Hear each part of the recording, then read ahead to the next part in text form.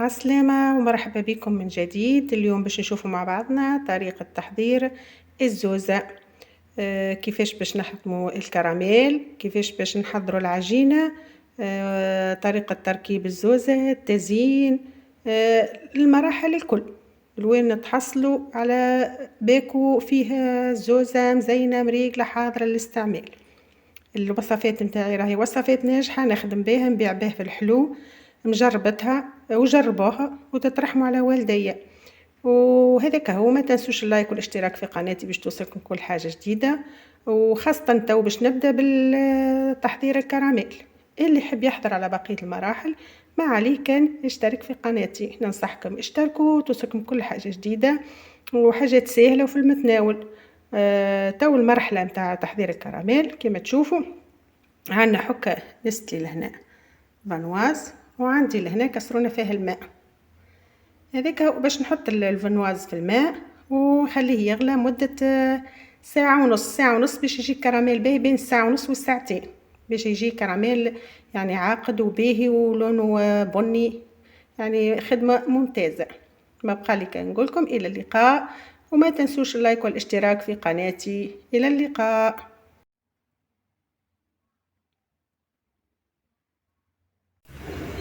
عسلامة ومرحبا بكم من جديد في قناتي. اليوم باش نشوفوا مع بعضنا طريقة تحضير عجينة الزوزة. عندنا لهنايا المكونات: 250 جرام من الزبدة بحرارة الغرفة، عندي لهنا 150 جرام من السكر المحور، عندي لهنا رطل فرينة، بيضتين، واحد خميرة حلويات باش ناخد منه كان النص بركة، وعندنا لهنايا واحد سكر فانيليا، وعندي فانيليا سائلة نكهة الفانيليا كما تشوفوا فيها. مكونات بسيطة. ومن بعد باش ننتقلوا لمرحلة تحضير العجينة. وديما نذكركم باش تعملوا لي لايك واشتراك في قناتي باش توصلكم كل حاجة جديدة نهبطها. رجعت لكم توا باش ننتقلوا الى مرحلة تحضير العجينة. اول حاجة عندنا لهنا باش نصبوا 250 جرام من الزبدة. اول حاجة نحطها 250 جرام من الزبدة،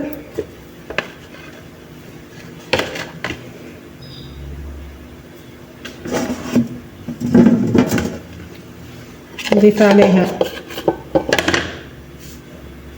150 جرام من السكر، ثم نقوم بالتحريك جيدا إلى أن يتجانس الخليط. نحركه بالباهي.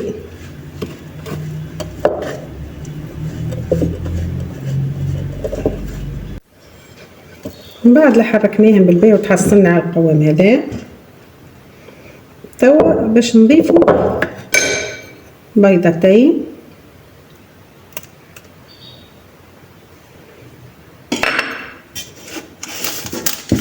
نضيف عليهم واحد سكر فانيليا،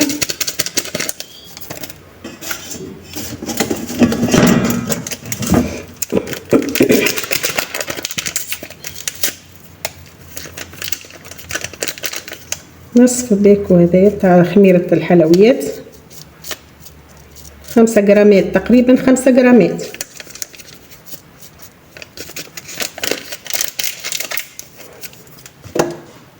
عندي لهنا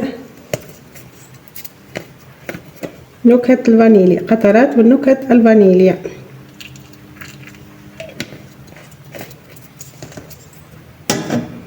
نعاودو نحركو من جديد، نحركوهم بالباهي.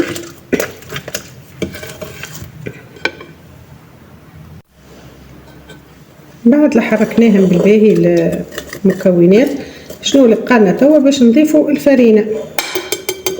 هنايا باش نستعملوا اليد باش نلموا العجينة، نبدو نضيفوا بشوية الفرينة ونعجنوا ونلموا.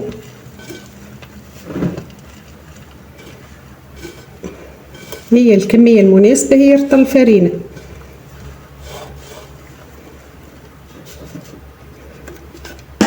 صبيتها الكل. ونحركو بالباهي ونلمو العجين. توا كيما تشوفوا توا العجينه حضرت كملت عجنتها كيما تشوفوا فيها. هذه عجينه الزوزه لازمها تكون بالقوام هذا. توا حاضره. توا نزيدو باش ننتقلوا لمرحله الطهي. وديما نذكركم ما تنسوش اللايك والاشتراك في قناتي باش توصلكم كل حاجه جديده. كيما تشوفوا لهنا هذايا الطبق اللي باش نستعملو باش نطيب فيه الزوزه. مانيش باش نستعمل ماكينه الضوء، باش نستعمل الطبق هذا القالب هذا كيما تشوفوا فيه. هنا دهنتو بالزبده باش ما تلصقش فيه الكعبات نتاع الزوزه عجينه الزوزه. اول مره باش نستخدموه لازمنا نستخدموه بارد، ما نحطوش نسخنوه بعد نحط فيه العجينه من الاول نحطوها في البلاطو بارد. كيما هكا نفورمو العجينه في الشكل هذا تقريبا على كبر الكعبه الموجوده في القالب كيما هكا. نعبو الفراغات الكل.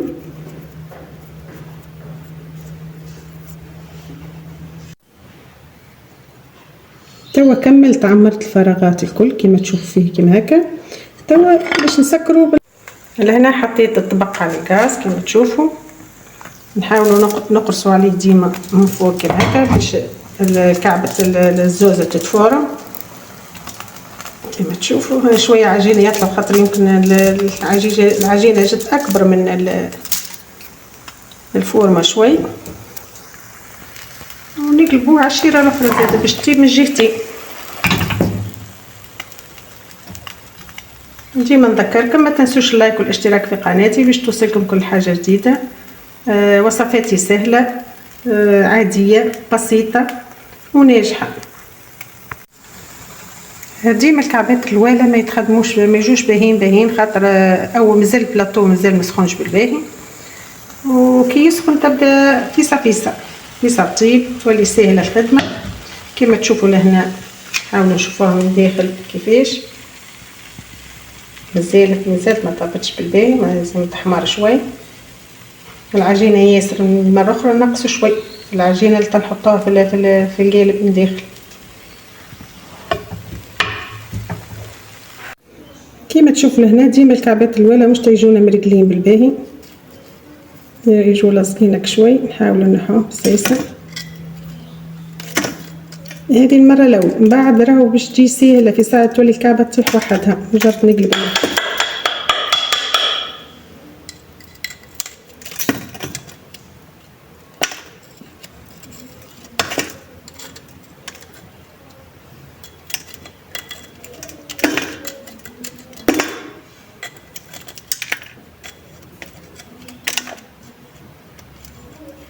نعطيكم التفاصيل الدقيقة، كنت نجم هذا ما نوريش، أما هذه هي الصحيح هذا الموجود. بنفس الطريقة باش نعاود نعبيه القالب من جديد. نحاول نقص شوي من العجينة باش ما تبداش فاضلة هكا على الجناب كما تشوفوا. نفس الطريقة. بالنسبه لينا نفضل نخدم في البلاطو هذا، الزوزه نتاعو تجي بنينه وهشوشه خير من تاع الضوء واقتصادي، يعني بالغاز خير من الضوء. نقص للغاز ونرجع نحضر العجينه هذه الصغيره باش نحطها في البلاطو باش نربح الوقت. تو باش تولي العمليه سهله وناجحه. فيسا نكملو. كما تشوفوا حضرت تخليها تحمر شويه ما حتى هكا مريقله طايبه.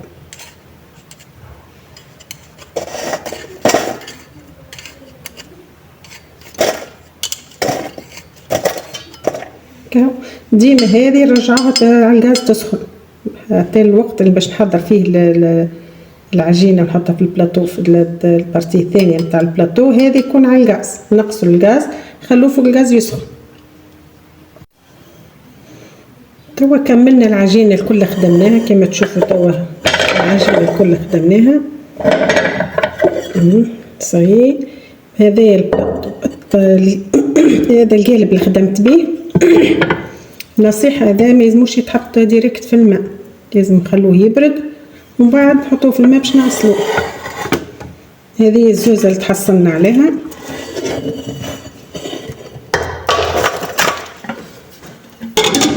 كما تشوفوا هذا طبق الزوزة كما تشوفوا فيه. شوف الزوزة كيفاش كعبتها كبيرة، يعني حتى كي تعمل الحشو تجيك باهية كبيرة. كعبتو القالب هذا ننصحكم تخدموا به. والكعبة نتاعو ثاني تجيها شوشة. في اخر مرحلة عندي لهنا هذا نبرش بيه هذايا باش ننظفوا بيه الاطراف نتاع الزوزة الزايدة. نجو لهنا هكا باش تبدا الكعبة مرطوبة ومسوية. وهكاكا نكونوا كملنا المرحلة هذه من مرحلة العجينة للطهي. وإن شاء الله نتلاقوا في فيديو جديد اللي فيه التزيين وطريقة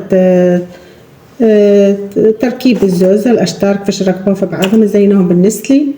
وهكاكا ما بقى لي ما نقولكم كان إلى اللقاء. وإن شاء الله تكون عجبتكم طريقة الزوزة. وفي النهاية اللهم صل وسلم على سيدنا محمد كما صليت على سيدنا إبراهيم إنك. السلام عليكم. تو رجعت لكم باش نشوفوا مع بعضنا المرحلة الأخيرة من تحضير الزوزة اللي هي طريقة تزيين الزوزة. عندنا لهنا أشطار نتاع الزوزة كما قلت لكم المرة اللي فاتت، سويت لها الأطراف نتاعها كما تشوفوا. توا حاضرة باش نحشيها. وعندي لهنا النسلي اللي طيبته، زدت عليه اللوز مرحي شوي لوز مرحي كما تشوف فيه. عندي لهنا اللوز رحيته نحوشي به الزوزة تشوفني كيفاش نعمل من بعد. وعندنا لهنا اللوز. توا كيفاش باش نخدمو، نحطو كعبات الزوزة بالطريقة هذه.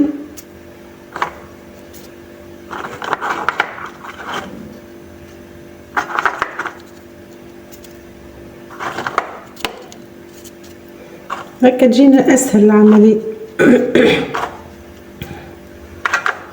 هي الزوزة راهي تتطلب برشا وقت، اما اللي يحب يخدمها هو نولي عادي يتحمل التعب.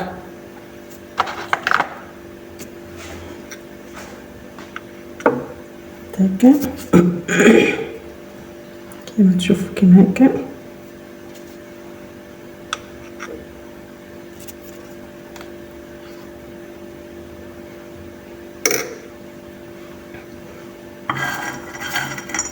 هنا عندي اللوز صغير شوي، نحط كل شطر نحط فيه كعبة صغيرة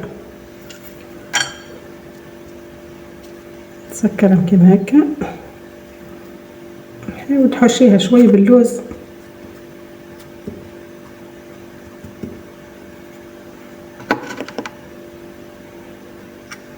وكيف كيف نفس الطريقة.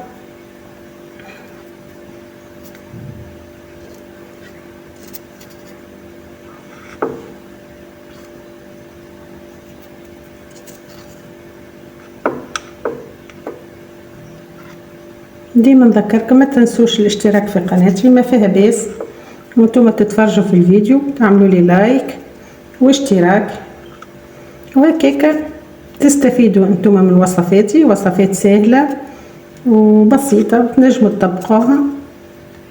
والحاجة الأكثر ان هي حاجة باهية ان هي ناجحة. كيما تشوفوا نفس الطريقة نواصل نخدم كعبات الزوزة الكل.